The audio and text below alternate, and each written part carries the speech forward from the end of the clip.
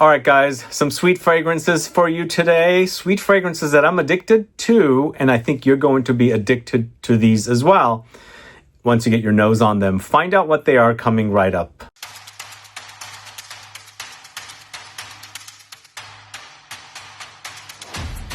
Thanks so much for tuning in. I'm Sebastian, talking to you about the sweetest fragrances that have become addictions lately.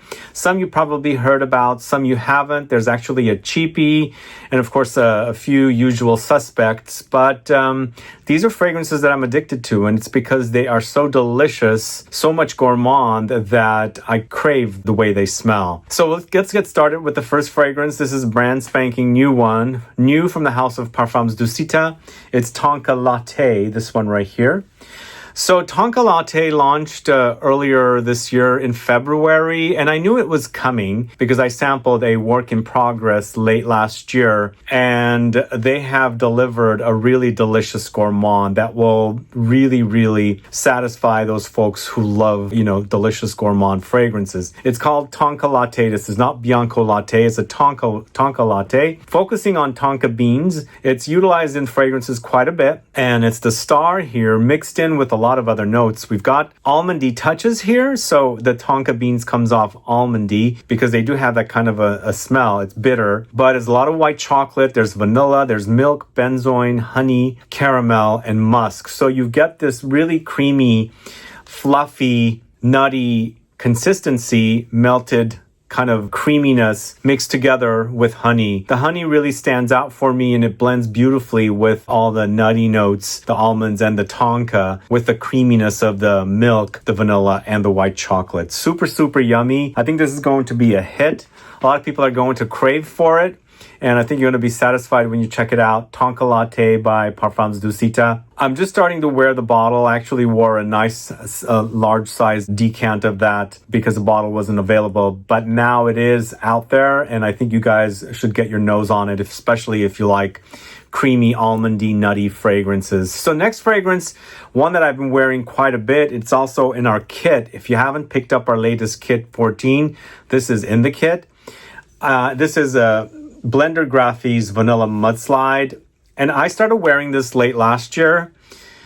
First of all, it's such an addicting fragrance. It's not necessarily like sweet gourmand like the DUSITA Tonka Latte. This is more spicy, uber spicy. Also, when I wear it, and there's no mention of this note, I get a tobacco effect, like a nice meshing of spices. There's also almonds here, so there's nuttiness, but also like tobacco, like the dirty, burnt, smoky, ashy kind. But this is sweet and bitter almonds, butter, coconut milk, cocoa, coffee, ISOE super, vodka, Ambroxan, white musks, and Davana. It's an X-rated parfum, so it's super long-lasting, really amazing trail. Whenever I put it on, I'm like addicted to the smell. It's so addicting. It's like I'm addicted to it. I just want more. I crave for it. So I wore a large 15 ml decant towards the end of the year, and it was just like the more I sprayed, the more I wanted. So now that the fragrance is out and it's also featured in our latest kit, let me show you. If you haven't bought it, please check it out. I've got two fragrances from that kit that I'm going to talk to you about that I'm addicted to the way they smell. But definitely this one has been such a frequent wearing experience. Next to 54, I've worn so much of Vanilla Mudslide. I'm addicted to it. In fact, today I went to the barber. I was wearing it. And even though my barber is addicted to 54, he was questioning me on what I was wearing. He really liked the way it smells. Actually, my barber just got his second bottle of 54. But again, guys, if you haven't tried Vanilla Mudslide, please do. It's so awesome. Please check it out. An awesome sweet fragrance. But this next fragrance from the house of Dorsey, it's Tonka Hysteria. Let me know if you're familiar with this one. Obviously, I've hyped this one quite a bit. It's a really super delicious fragrance, and we featured it in a kit, and I love the way this Tonka bean fragrance is. So we've got two Tonka bean fragrances here. DUSITA's Tonka Latte is so different than Tonka Hysteria. They're completely different fragrances. The Tonka Hysteria is not milky and creamy. It's more syrupy and spicy. When there's a major like citrusy effect happening here as well, and also smoky incense coming in. And it features Mandarin, vanilla, Tonka, of course, Benzoin, Myrrh, Orris, cinnamon, Olibanum, and pink pepper. Eventually it becomes ambery in the dry down. Again, they totally act differently from one Tonka fragrance to the other, but both of them super delicious, really, really great. And again, the Tonka Hysteria is uber peppery, spicy, lots of pepper, nicely blended with the incense note in here. And these two notes really work wonderfully, contrasting through the sweetness and the ambery, syrupy touches that are in here. But Tonka Hysteria, definitely an addiction lately, a sweet addiction that I can't get enough of. It's super fantastic. So it's Tonka Hysteria from the house of D'Orsay. Then we're talking about Myrrh Shadow 403 from the house of Bon Parfumeur.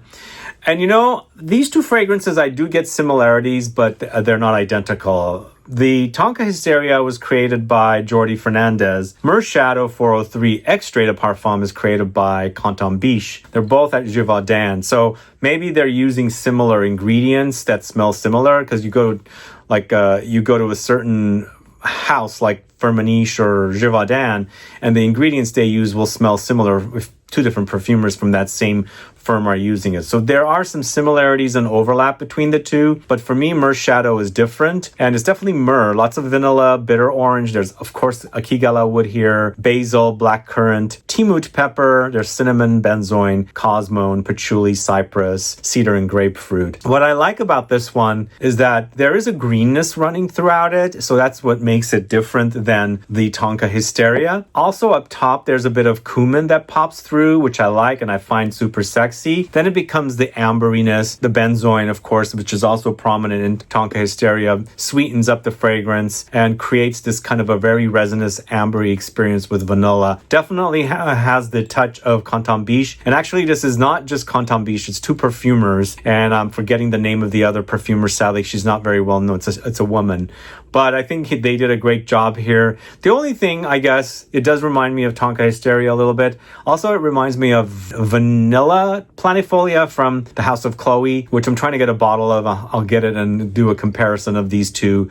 But in the meantime, it's a great sweet fragrance. If you haven't tried Myrrh Shadow 403, please do. It's a super fantastic offering. We're going to the House of ARQUISTE next. It's Almond Suede, another fragrance that I love and am addicted to the way it smells. So it is a suede leather fragrance. It's focused on suede leather, but there's a lot of almond here. And I think this video is kind of turning out to be a nutty almondy Tonka kind of a video. But if you haven't tried this one, I highly recommend it.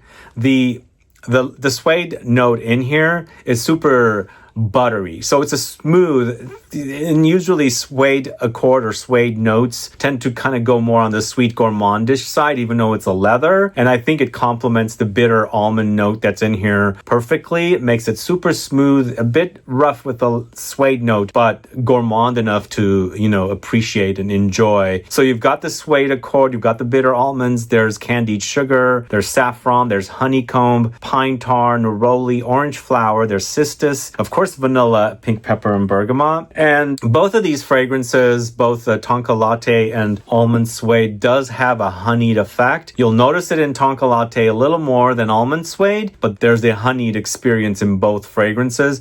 But Almond Suede, oh my God, if you haven't tried it, please do. Probably my favorite fragrance from the House of ARQUISTE. Once I smelled it, I was like, this is a fantastic smell. I can't get enough of. But moving on to the House of L'Orchestre Parfum, this is Cocktail Appalachias, this one right here. This is also in our latest kit. If you haven't picked up our latest kit, it's on the website right now.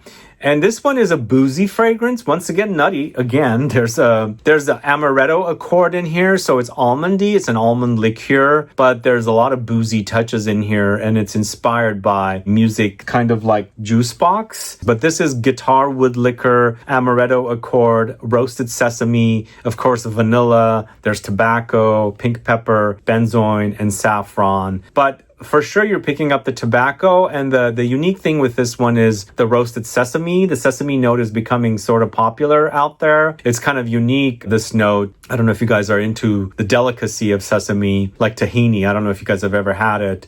And I'm seeing the sesame note come up. And here it adds a slight nuttiness or intensifies the almond's nuttiness, but with a bit of a glossy sheen-like presence. But in the end, it's boozy and tobacco-ish and a super delicious sweet fragrance. Cocktail Appalachians from the house of L'Orchestre Parfum. Let me know if you've sampled it. Of course, if you've sampled it from the kit, I'd like to find out what your thoughts are on both Cocktail Appalachians and Vanilla Mudslide. And of course, this has been a favorite fragrance of mine since late last year. This is Born to Stand Out Filthy Musk.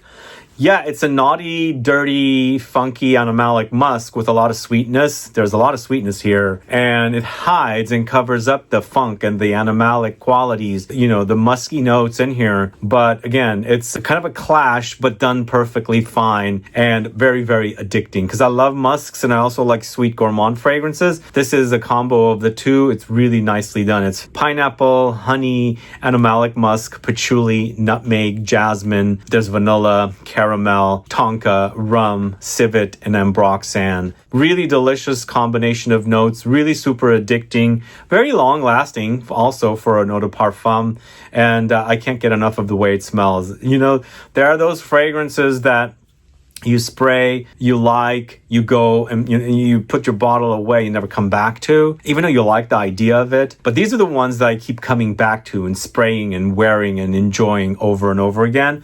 And this is definitely one of them. So that is Born to Stand Out's Filthy Musk.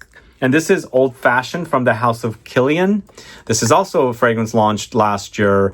And last year I bought a fragrance and the associate gave me a nice big decant of Old Fashioned. And so really enjoyed it. And I didn't have my bottle last year, but I bought it this year at a discount from Fragrance Buy. And I'm head over heels with this fragrance. Really super delicious in the way it's created. And I'm glad I have it. So it's Wheat Absolute, Immortelle, Davana, Tolu Balsam, Styrax, Cedar, and Whiskey Accord. This is the best Kilian fragrance as of late. I absolutely love it. And I love boozy fragrances.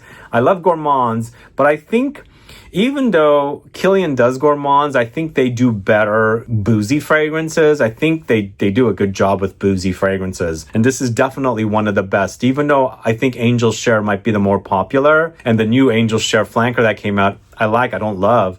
This Old Fashioned, super intoxicating, super sweet and delicious. I can't get enough of it. So this is Old Fashioned from the House of Kilian. Let me know if you're familiar with that. And then, of course, this next one's from the House of Guerlain. It's Habit Rouge Parfum. So I'm not going to feature the spirit here. I like the spirit. It's just going to be a bottle that I collect.